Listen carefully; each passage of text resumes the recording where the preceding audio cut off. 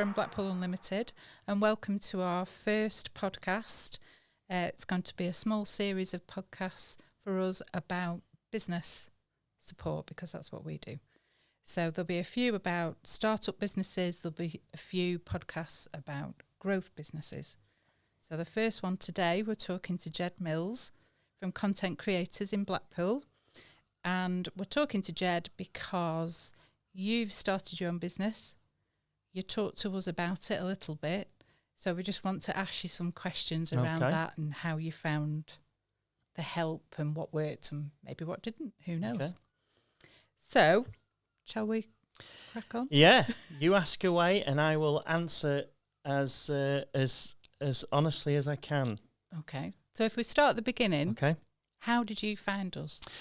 So I think initially I knew, because obviously I used to work at Radio Wave in Blackpool, and I think it was called the Get Started programme. Now, is that still the same? Because you're now Blackpool Unlimited, so... Well, it's all part and parcel of the same thing. Same thing. So, yeah, at the time it was very much labelled as Get Started, so it was all very much like advertising to try and anyone that wanted to start their own business, anyone, like say, just get started, have a go, and we will be the people here for you to just have a go at it and try and, you know, just sort of lead you into a way of actually starting a business. So for me, it was hearing those sort of adverts. But this is, I'm talking, this is, I mean, I've only been going about a year now, which we'll get on to, but this was 6, 7, 8 years ago. So the one I'm saying is the seeds of that was sort of set for me through hearing those sort of messages, seeing it, a lot of the back of the buses had a lot of it on. And I think you did a really big campaign at one certain point. So, you know, that was the planting of the seed for me of going, oh yeah, and then there was help, because that was the issue was one of the things I'd read a lot of books and autobiography. I quite like autobiographies of different people. Yeah. Richard Branson certainly was one of them. And, you know, you always, I'd love to start my own business, but, you know, I'm not from a family of a business background. Yep. So, you know, they were very much working like sort of council worker at a BNFL, you know, big corporation. Yeah. So, you know, they were never into business and going out, and they only had their one job. Yep. So they didn't have maybe a side hustle or anything like that. So essentially, that's where I needed that help, because I just had no idea of how to go from looking and thinking, yes, I'd like to have a go, to, well, how do we actually put all that in place properly? Yeah. That is. Yeah. So the step-by-step process absolutely. Almost. Yeah. So you knew what you wanted to do? Well, I mean, I had so many ideas, and I still have so many ideas. I don't know if that's a good thing. I don't know if that's a bad thing. And that's something I always attribute to you, is the focus that you guys give. So, yeah, I had lots of ideas of what I wanted to do, and I'd started stuff before, tried things before, and working at Radio Wave, we were all self-employed. Yep. So I've always been self-employed, but I wouldn't call it as much as running your own business. When I was at Wave, when I first started, we were told at the time, like, we were poorly paid from the very beginning. I was on like 17, 18. Yeah. But the pay was rubbish. But it was very much, well, use your name to DJ, in some of the bars. Okay, yeah. And to be fair, at the time, this was before the late license, so, clubs would open at 11 till 2 a.m, so bars had shut. So it was, now every bar's open, and it's a bit more of a lottery with it all. But then you could work in a bar, and there was quite a bit decent money to be earned in DJing. So that was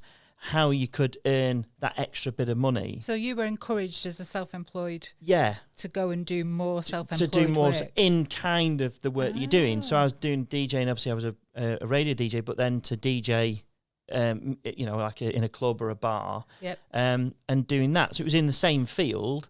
You were still self-employed. And I suppose then that workings of, negotiating a bit of a contract. Can you work somewhere else? Yeah. How can you maybe make a bit more money?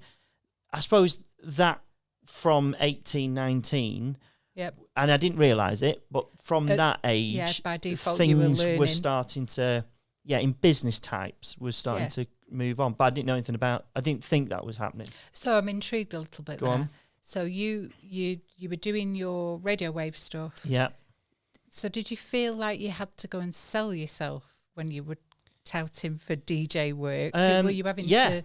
Yeah, 100%. So the first... right.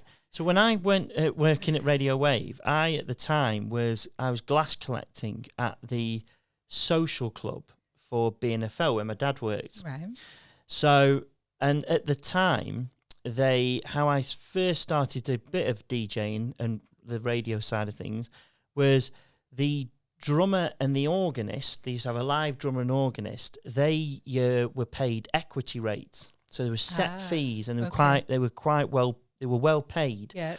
But sadly, obviously, social clubs were dwindling, as ages and people, sadly were passing away. That no fresh blood, if you will, was going into those sort of clubs, which is kind of still happening now. And they're trying to reinvent themselves in function rooms and things. So they were having to let go the drummer because they just couldn't afford it. Right. So they said, but they still had, a big audience who would go in, buy beers, food, who still wanted to do waltzes, foxtrots, and things like that. Oh, how lovely. So I was obviously glass collecting, and I was like, well, I think, and I was doing hospital radio, I was doing the odd thing at Radio Wave, and I was like, well, I was finding out about this DJing malarkey, and I was like, I think I could play some foxtrots and waltzes. If I go to HMV, there's sections, get the right, I reckon I could play it and announce it, and I know you'd still get the music. They'd get the music format, but it'd be a lot more. It'd be cheaper than what they were paying, and it didn't need to stop. So they were like, "Well, okay, let's give it a 4-week spin," and that's kind of how that started. Yeah, but for DJing then into bars, my first bar job was at the venue in Cleveland, which is still very much there. They had bands on, and I got that again through Radio Wave, really, and I was doing an evening show. I'd done a little bit, so people were getting to know who kind you were. of, yeah. Or you thought you did. They didn't know who you were, to be honest. But I was like, well, I'm doing a bit. They bought into it. They bought into it. So, and I don't know how long I spent there. A couple of years doing that, learning your craft. Yeah, and they had a club underneath downstairs. I mean, they've done it up lovely now, but at the time it was quite a hard house dance club, quite dark and stuff like that at the time. And but it was packed. It was packed every week, so it was a real good learning curve of DJing. And then obviously you touted yourself and people then saw you and picked up of what you did. So it kind of grew. Yeah, then you moved into Blackpool and that was that really. So yeah, it was. You did have to market yourself, if you will, through not flyers, but through actually going to see these people and talking networking. to them. Yeah, networking, which, to be honest, those people still now, I know them, and you could still chat to them now, and it's all part of the network. This area, Foul Coast is a building your contacts and keeping them 100%, and that's what it's all about. Absolutely. So when you came to us, I think it was me that you talked to. It was you initially. Yeah. Sorry about that. Yeah. What you had an idea to begin with that's slightly different from what you're doing now. Yeah. So at the start, we were running a TP company at the start, which was all to do with COVID, and my job, as it was in London, and London obviously had the COVID restrictions first, and I used to travel down there, and I was thinking, if they said to me, and I was self-employed, so I was working at Talk Sport, and if they said to me that, well, you can't come to London, and so I'm like, well, how I can't work, that was all of our income pretty much gone, like overnight, because obviously I was self-employed, so there's no payout or anything like that. So that was that. So when this all started, it was a case of let's just keep going. But at that time, it was like, we need to start something now that can get us going and making a bit of money just in case something happens. So that's where we started with. That was the spark. I would say, yeah. And I've always wanted to start my own business, but I'll be honest, I don't think I knew what I wanted. And also a lot of things kept me back, as in, well, how much money is it going to take? How do you do it? Yeah. There was just too many things for me in the way, in my mind, in the way that it never happened. And like anything, I was earning money. Yes, I was self-employed, but I was earning money. So it was quite safe. I was safe, you know, even though, like I say, I'm self-employed, you know, I wasn't doing anything wrong. So you were safe in a way that money was coming in every month. So why would you want to sort of stop that and have no money and, you know, go again? But obviously this TP company, we started and it was, you know, doing sleepovers for children. Then we grew it into the bigger tents and stuff like that. And from there was really that really ignited where we could go in business. And that's when I rang you to say, you know, how much help can you give us to start really growing something like mega, to be honest? And was that obvious to begin with? So sometimes people will ask the question, how can we help? And it's quite hard to explain that a lot of it's having a conversation. Yeah, 100%. And for me, I think, as I said to before, focus is the absolute key to business. Absolute key. I've got a million ideas. I still have a million ideas. I was going to ring someone yesterday about an idea based on what we do now, but I'm like, no, I can't. Right, just focus on what you're doing. But you when I came to you, it was more like, let's focus on the idea and the plan, and then how are you going to do it? Because I had loads of notes and like numbers and. Right, if I do this, which is a plan anyway. It kind of is. It just needed absolutely shaping. Yeah, and focusing on the reality of, but how are you going to get that finance? How are you going to get that building? How actually are you going to go from there to where you want it to be? And basically going backwards to the very beginning, and that is what we talked about, and where you come in. Because I think sometimes people can jump into things and without a focus, without any sort of plan. Doesn't matter if the plan's not right or it's wrong. But if you don't have a plan and I don't have a focus, I just think, like you say, for me, my mind would have been, oh, that's not where I'll go into that. That's not where I'll go into that. And then people are just confused about what you're doing. And that's not unusual that people will come in 100%. with ideas that are perhaps quite big. But obviously I think that because I'm looking from my angle where I've seen different people start different things. So did it put you off? Did I sort of calm it?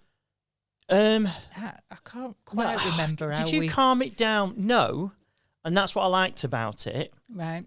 Because the one thing I liked about Blackpool Unlimited was the case of you can come in with a grand idea, but there's never any sort of, listen, you know, why don't you forget that and start something like, you know, that is not really what you want to do. So it was, but what it was how are you going to do it?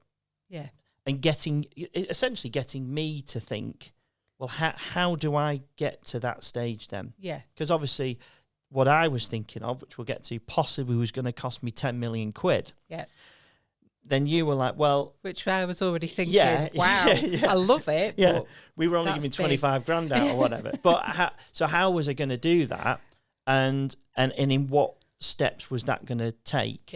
And then obviously then going from now the focus of, okay, so for me, I know if you want something to be investing 10 million, you need some finance behind you, you need some assets behind you. Yeah. So again, how then do you get that finance and assets? Well, you've got to start here. Start and then small. Exactly. But you never put anyone off. No. So you never was like, listen, which my, I remember sixth form, the careers advisor. Yeah. When I first said I wanted to start in radio, oh no, you don't want to do that. You want to, but this is 90s. Yeah, You want to get a job at the council or BAE, because that was obviously a big employer at the time, and it was a safe job. They were jobs that if you went there, you were there for 30 or 40 years, which is fine and great. And listen, if that's what you want to do, that's no problem. And lots of people do it and do very well at it. That wasn't for me, and even then it wasn't for me. But that was the kind of advice. Whereas now, I think with programs like yourself, there's more of the, well, okay, we know where you want to go, but you need to sort of have these places. But there's no, don't bother. No, and so there's different bits to that. Yeah. So probably I think what we would have talked about would have been, well, what skills have you already got that you can make use of, and where would that take you? Yeah. Because always at the back of my mind, the things that work well are the things that people know about in detail. Yeah. So do you want to talk about your big idea? Yeah, so my big idea, I mean, there's still a big part of this idea that I still want to do. So there's a big place called Kidzania in London, Mexico, I think Dubai, and we wanted to bring one, but it was all Blackpool like a mini Fowl Coast. So there'd be a small Blackpool Tower, there'd be like a winter gardens, and then the kids would go in and role play things, paint the tower, and then all that. The tram section, they go on little trams, and brilliant. So everything like that. Birthday parties.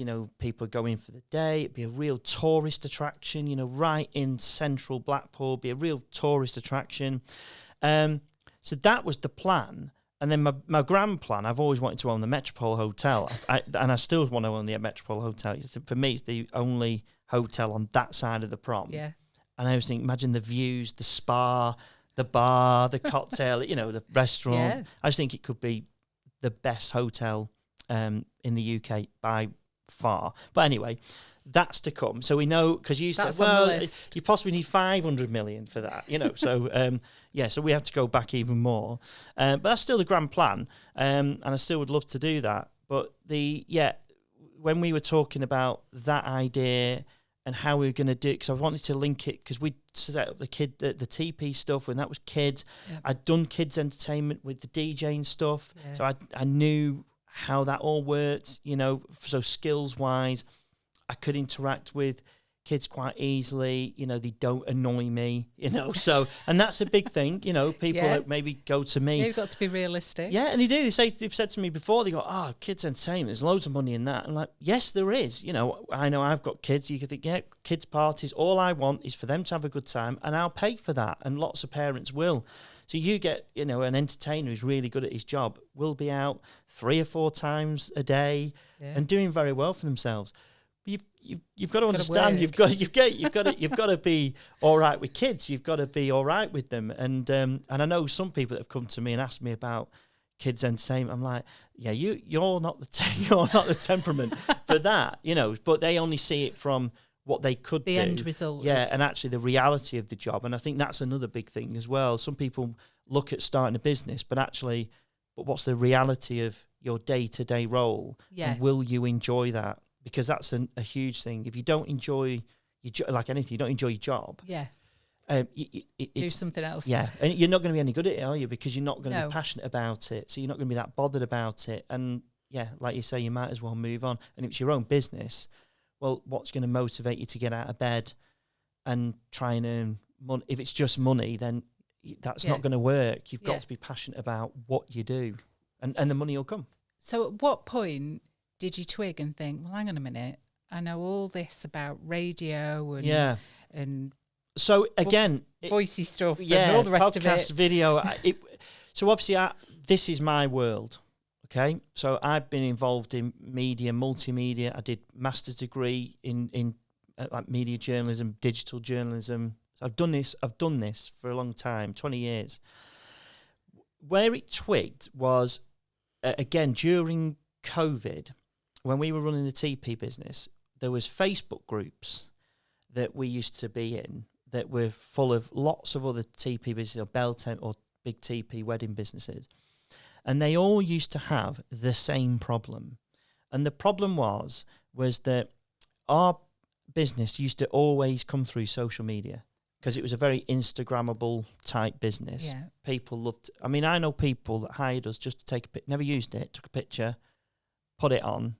Just for the show. Yeah, so they pay us just to show it, and then we just go and take it down. And that's, you know, so that was the kind of, and there's lots of businesses out there similar to that. You know, events and things, you know, and I'm sure event planners will know that, they probably put some up and just take it down. But it's that Instagram business. But what we found was that on these Facebook communities, from the thousands of people that were on there, the big problem they were all having was they loved doing it, they loved everything about it, they got all their business through social media, but they didn't really know how to do it properly, and they didn't really like doing that side of the business. As in pushing it on social media. That's the side of the business that was getting, like the marketing side of it. So they loved all the doing it up, the going out there, meeting the people, buying they loved everything about it, but the actual marketing of it. So connecting it. Yeah, they did. Yeah, that was, and that was the biggest common thread from that side of the business. And I remember saying to my wife, I was like, we should surely, can we not set something up where people, if we went on this group and said, do you want to just send us all your socials? Because we were quite good at it. Yeah. And that's how we got our business. So we grew it quite quickly. So we were like, if we can get them to send us all their pictures and videos, and we could template it up and then throw it back to them. Polish it. Yeah. And essentially, we could post it for them. So sort of a management type thing. So that's kind of where I was like, well, there's that. And then when I was like, well, I could start to do that. And then the whole radio stuff, and I was like, well, I do video, I do audio, podcasting. I'd known in London there was podcast studios about, and then, you know, could they market through doing podcast? And I started watching video after video on things like this, and it all came together. So from what we'd already was existing doing, and people had a problem. Yeah. And we were then thinking we could solve that problem. Fix it, yeah. We created this monstrosity. Content creators. Yeah, Content Creators Blackpool, which, when I start to look back now, this is absolutely my game. You know, this is what I've done, for 20 years. And this it's is comfortable. 100%. And it's almost easy because you know it so well. And I love it. So, people will say to me, and this is no lie, I work 7 days a week. Wow. Not because I enjoy working 7 days a week. Yeah, it doesn't I'm not feel saying it's like advisable to do that, but I enjoy it. So I'll watch videos on edits or, Facebook ads, YouTube thing, anything. Yeah. But I enjoy it. So you're learning, but that's good. I enjoy it. It's part of the business. Yeah. So anything it's not a chore. Nothing's a chore. So I'll, just tonight, I know for a fact I'll just go and edit a few videos tonight. But it's not like, I've got to do. I enjoy doing it, brilliant. And things where I've done stuff for charity, I'll say, I'll just whip something together. I think, it'll take me 10 minutes that. About 3 hours later, because I'm a bit like, are you a perfectionist? It kind of needs to be. So, but I enjoy it, and I think that's the big key, and that's kind of how it all weaved together. In. Yeah, and then that's when I came back to you to say, right, I think I've gone from 10 million quid, or 500 million quid to 10 million quid to, I think we need about 21,000 from you guys. Yeah. And that's kind of where then we came in. So then we looked at doing a business plan, a forecast. Yeah. I gave you a bit of support with that. Yeah. Well, when people say, I always credit you with, really getting that focus into, because I hate paperwork. I hate it. Give me like the practical side of it, the editing side of it, the audio side of it. I love all that. But when you said, "Oh, you've got to write a business plan, you've got to fill this in," and I'm like, "Oh, I mean, it's not my cup of tea. I hate it, absolutely hate it." But I knew that I had to do it, so it was simple as that. You have to do it to get through this program. You've got to do it. But what was really good is that when I just started, because then you were like that, just start, just put in some numbers. Because I was always making excuses. Yeah, but you don't know how much my building's going to be. Because at the time I didn't know where we were leasing. I was like, well, I don't know what the rates are. I don't know what this is. I don't know what that is. And basically I was just putting it off. And you were like, put down a figure, put down figures. Because if you put down figures, then you're starting. And then, like you say, after about... when you started to actually put figures down, you're probably an hour and a half in, and you're like, oh, actually, I feel quite a bit of this out. So you start getting into it a bit, and you start working it out. And then, but I was still rubbish at it. And then it was like posting it back to you, where, for me, the biggest thing and the help from you guys was you would really go into detail. And ask the daft questions. Which weren't daft questions. Like bins. Well, but I think the thing that people miss is, because you're in the middle of it. Yeah. The stuff that's perhaps quite obvious you don't mention because it seems so obvious. But in your case, we were looking at a startup loan. Yeah. So we need to add that amount of minute detail so that the people at the other end could see you'd worked it all out and knew what you were doing. Figured it out, absolutely. Bins I'd forgotten about. Yeah, bins. But do you know what? I mean, it's so important. You know, we look at the sexy stuff, as you call it. Go, yeah, I'll buy some mics and I'll buy a laptop and I'll buy this and a building and all this sort of stuff. You know, and you were like, yeah, but have you thought about like the business CCTV rates, cameras and the like bins cost us £8 a week.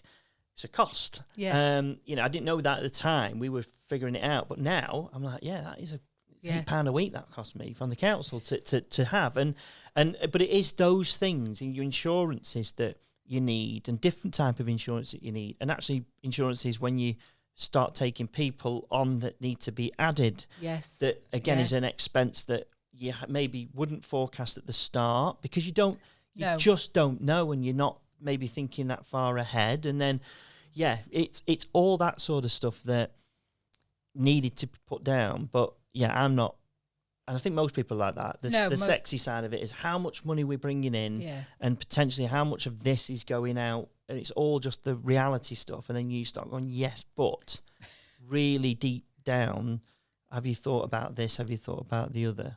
And that's when the plan starts to come together a little bit. And it was a useful process. Obviously, you needed to do it anyway. Yeah.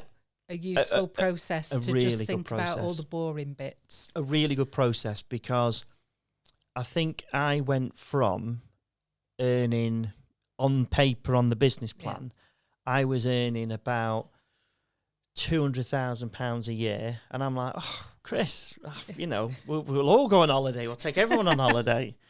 To after all of these like boring bits, you're like, oh yeah, actually this is not as profitable. Not as amazing. Yeah, and it's that reality check really locks you into the focus and because like you think I'll start a business. There, a builder, well, he charges £50,000 for an extension, and if he does 10 of them, but the reality of he needs staff, he needs bricks, and he needs this, and he needs that, and he needs other. So that £50,000 turns into maybe £1,000 profit. You know what? It really sinks it in. So how are you gonna? How do you really focus that into a real business plan, as I like to put it, rather than a bit of a make-up one? Did you look at it as a business plan? Did you think of it more as a checklist? Oh no, a business plan. Yeah, definitely. I definitely thought of it as a business plan, as in, because just thinking through everything. Yeah, bit by bit. Because the one that you gave me the template, which was really good because it was all on spreadsheet. And what's brilliant is that once you start putting the numbers in, it does it for you. Yeah. So that was really helpful. because that would have done my head in. Trying to, I have to add all that up. So that was really good. But yeah, it was more of I did see it as a business plan. Good. I think it's hard to. I don't know. I think it's hard to, people try and ask for a 5-year plan or whatever. Yeah. I think that's quite hard to. That's a tough call. Because you don't know. I think in this day and age, maybe 15, 20 years ago, you might end up saying, you might have done a 5-year plan. Yeah. But I think nowadays, it's a bit more difficult. I mean, initially it's the forecast. It's a 12-month, and the written plan. Yeah. Is how it's going to start and how it's going to work. Yeah, 100%. Really, you should be looking at that on a regular basis. Do you look at it? Yes, I do actually. And my plan has completely changed. Right. For what we are doing, what we're offering. The way it's developing. The way it's developed. Because things I hadn't thought about, as in opportunities, have come our way. So have you had to make any awkward decisions yet as things that you might need to shelve so you can let those opportunities come through, or are you just enjoying it all at this point? So at the start, this is genuine, at the start, we had no idea how this was going to work. Yep. Because, like, when I talked to you, we're like, well, if you wanted to open a hairdresser, there's lots of hairdressers. Yeah. So you knew that there's money there. Yeah. Everyone needs haircuts, There's examples we can look at to get ideas. Yeah. A sort of a podcast media factory, as you will. The only places were Manchester, the big cities, Manchester, London. Liverpool had one. So, and that was brand new. So this was all very new. But my sort of belief that I think Blackpool can house, because of the entertainment, the stuff that goes on, I think it can house it. So for me, it was a big risk, but I think that's why the plan was even more important. Yeah, just to help you sort of see how it all fit together. Yeah, but what changed, we started to go, well, we had no clients. So I don't advise that either, actually. Starting something with no clients. Yeah. And when I say no clients, like so say you are a hairdresser, but you might be a mobile hairdresser. Yeah. You might have 10 clients, and you might go, you know what? That will push us on to opening a salon that those 10 clients will come to, and then hopefully we'll get another 10 on top of that, which would potentially make the profit, right? Yeah. We had nothing. So what we did is we started off with kids' parties, because we knew it. We knew that. I'd forgotten that bit. So we already had an existing clients because of the TP stuff. We knew those businesses, right. The people, that were already wanting parties. We had all that on social media. Yep.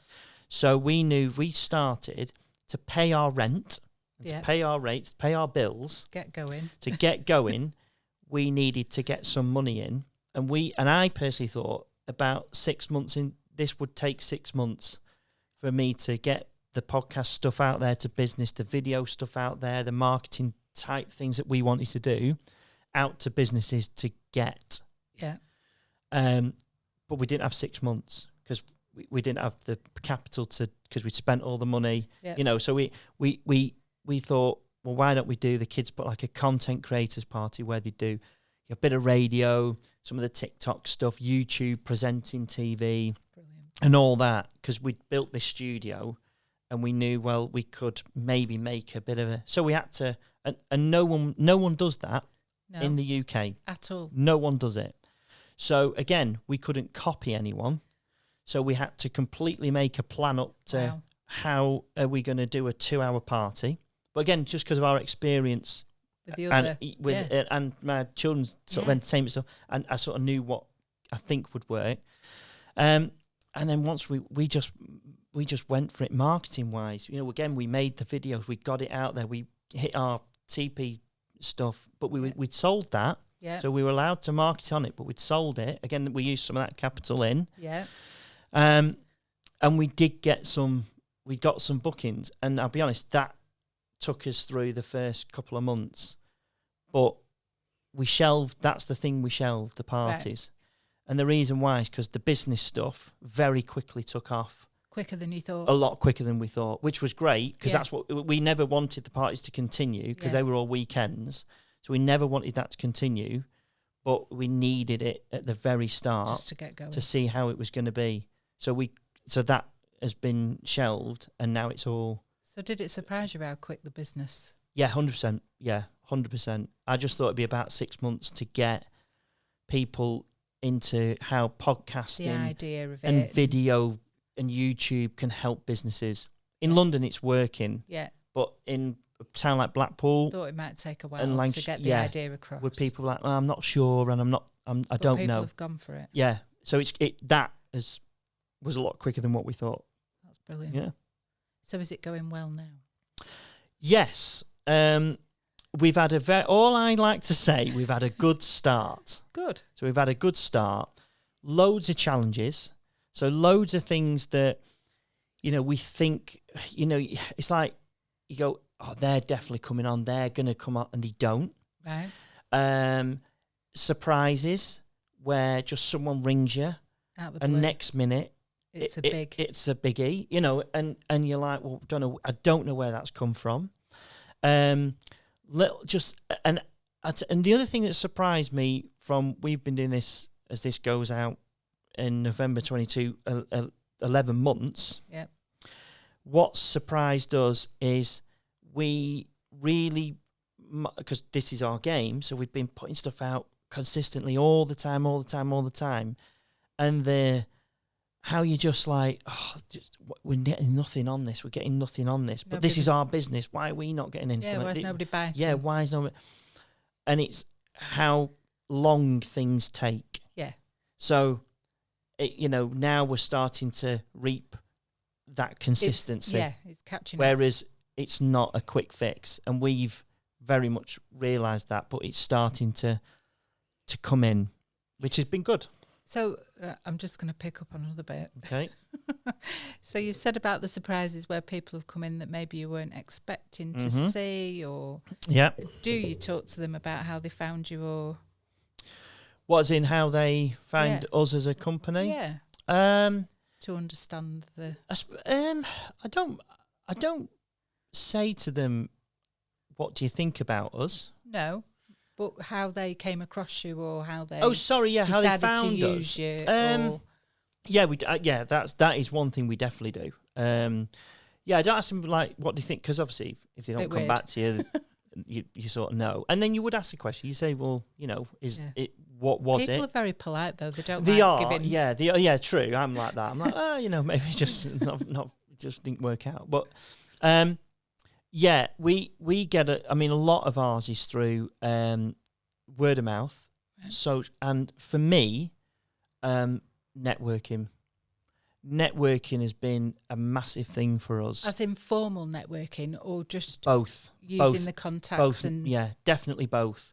So, my first big job for us to, and I'll always be very grateful to Gavin at the Blackpool Cup from Eurosport Ring. They were the first business we got, and they completely bought into our idea. So this is a big junior football tournament, like 10,000 kids, 300 teams, descending Easter weekend, May Bank Holiday weekend, fill up the coast and have this massive tournament, girls and boys. It's a brilliant tournament. It's been going years, but they wanted to step it up a bit because I think after COVID, they wanted to really ramp up the social aspect because we weren't really doing that side of it. But I think they'd gone, you know what, we need to start doing this. More people are watching stuff through socials, and we think this could be a market for us. My work I was doing at the Blackpool Football Club, because we did the YouTube shows for them, and I did commentary, like I say, back in my days and all that. I knew the commercial manager there. And I spoke to him about what so this is in June. Yeah. I'd spoke to him saying, we're going to set this up, but it's going to be probably November, December when we're going to launch it. Yeah. In October. Yeah. He then rang me and said, "Are you setting all this up?" I remember you talking to me about it, and I was like, "Actually, yeah, we're right in the process. We're trying to find a building, but it's definitely happening. We knew it was definitely happening." So he went, "I've got this guy who's for Blackpool Cup, we're supporting them as Blackpool Football Club. And he wants help with socials and things like that to promote him. I'm like, well, that's going to be right up our street. So obviously talked to him and then said, this is what we can do. Social takeover. We can do live streaming of your event. Brilliant. We can do all that sort of video promo at the end of it. And, you know, we worked out a price, and it was that we knew, right, we knew there was something in it. We knew there was something in it. And he's booked for next year. Brilliant. So which is brilliant.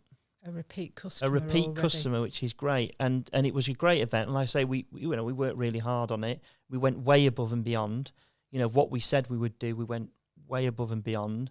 And I feel that's what we do anyway. And I think that's essentially why they've come back, because of the response and the rates. I mean, we grew their channels, you know, massively. Wow. You know, like I think we grew their Facebook in 6 weeks an extra, I think, 1,000 to 1,500 followers more than what they had. And then Instagram they just set up. We grew that even, you know. So we knew that was a good success for us. And then, like I say, he's booked us for next year. So that was the kind of the real, and that's networking. Yeah. I'd known Martin and the guys at Blackpool for a long time. And it was a conversation that spoke started. to him, you know, and then he said, oh, I think I know someone. Are you still doing that? Yeah, right, putting, you know. But what I always say, and this is what I always say to Gavin, I always say to him, and I'll always thank him for basically setting us up in a way, because if it was me, I said, if it was me, I would not have booked me, because I couldn't. There was nothing. It was too. You had nothing.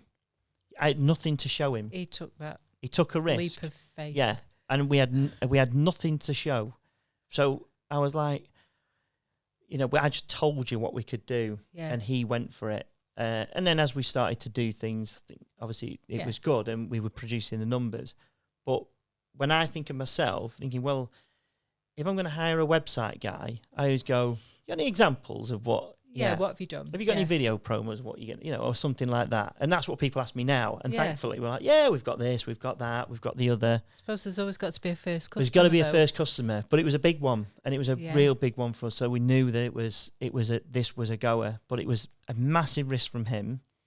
We knew what we could do, but I was like, why did you take a risk on us? Why did you do that without knowing and seeing anything that we could do?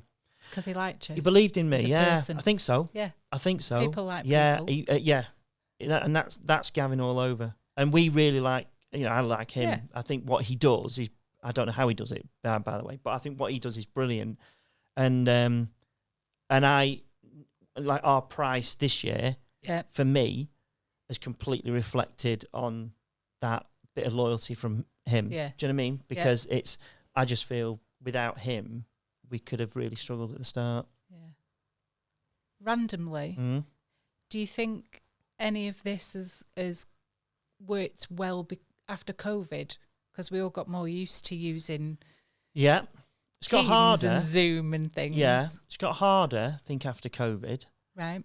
Because after COVID, it's got harder as well because more people, I think, have gained more skills. Right. I think. Yeah. I think more people are... Competitors, you mean? Yeah. I think competitors. I think businesses, you know, when like I say, when we were setting up, everybody was like, the social side of it with pictures, the video, we don't know what we're doing. You know, we could definitely do that. I think now with COVID and maybe people going, I'll have a go at all this sort of stuff, I think people have figured out to do things themselves. Yeah. So again, that would take potential business away from us because, like, well, we'll just do that ourselves. Yeah, we can have a go. So that's again where that's our forward thinking now. Okay, so how do we take that away from going? Well, we're now a business that maybe people maybe want or not want. Yeah. How do we go into that market of? Well, they have to use us because we're sort of essential to their marketing team. And really, we're sat here in our offices. Yeah. But nobody's seeing your lovely studio. No one's seeing it. But we've got a website, like I say, contentcreatorsblackpool.co.uk. Have a look on there. And but we are. This is what we've created, a flexible type of working for anyone, because we know that not people maybe who are busy. If we come in, just set up and then go, right, away you go. And that's what we do for people. Yeah. People just go, right. There's the option. There's the option there. Yeah. Brilliant. Ged, thank you. Thank you very much. Being our first guest on our very first podcast. It's been great fun. And thank you, because without you and your support, we wouldn't be sat here, and long may it continue. Thank you very much.